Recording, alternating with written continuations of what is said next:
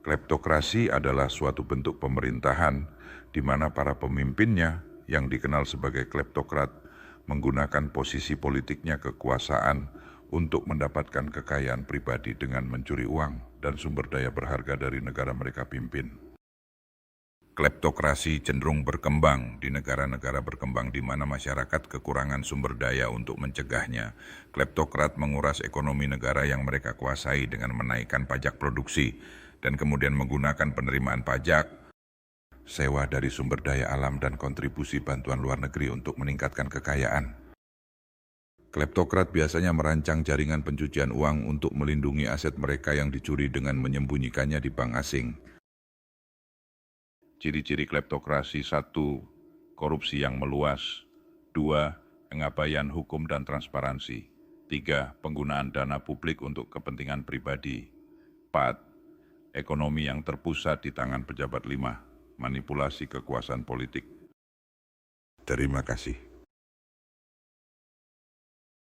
Tentang ideologi fasisme.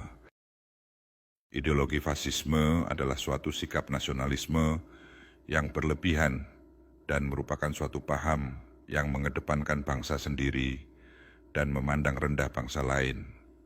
Dengan kata lain, fasisme merupakan sikap nasionalisme yang berlebihan. Prinsip kepemimpinan dalam negara fasisme didasarkan pada otoritas yang mutlak atau absolut. Perintah pemimpin dan kepatuhan berlaku tanpa pengecualian.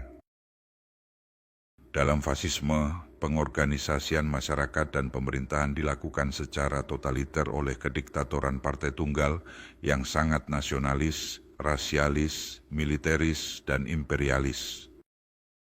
William Ebenstein dalam Isme-Isme yang mengguncang dunia memaparkan 7 unsur pokok fasisme, yakni ketidakpercayaan kepada kemampuan nalar, pengingkaran derajat kemanusiaan, kode perilaku yang didasarkan pada kekerasan dan kebohongan, pemerintahan oleh kelompok elit, totalitarisme, rasialisme, dan imperialisme, serta menentang hukum dan ketertiban internasional.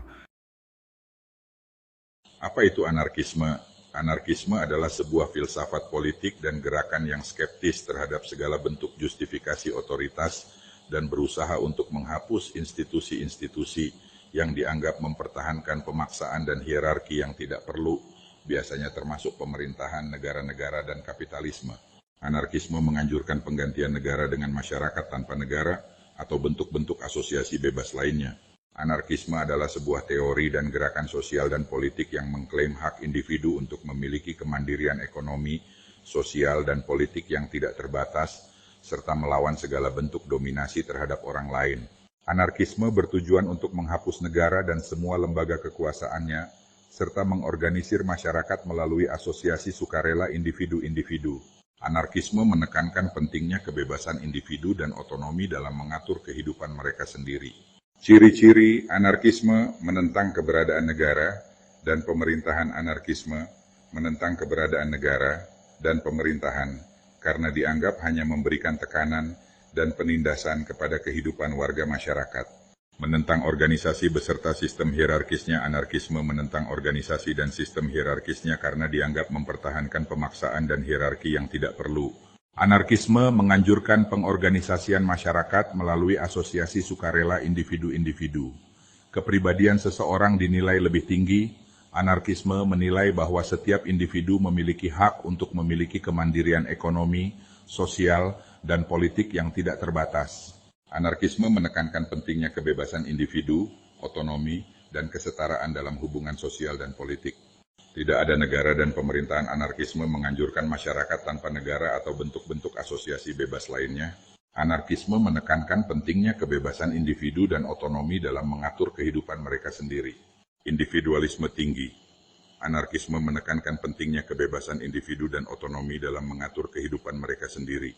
Anarkisme menilai bahwa setiap individu memiliki hak untuk memiliki kemandirian ekonomi, sosial, dan politik yang tidak terbatas. Menggunakan kekerasan. Anarkisme seringkali menggunakan kekerasan untuk melindungi diri dari negara. Terima kasih. Tetap cerdas. Tentang totalitarianisme.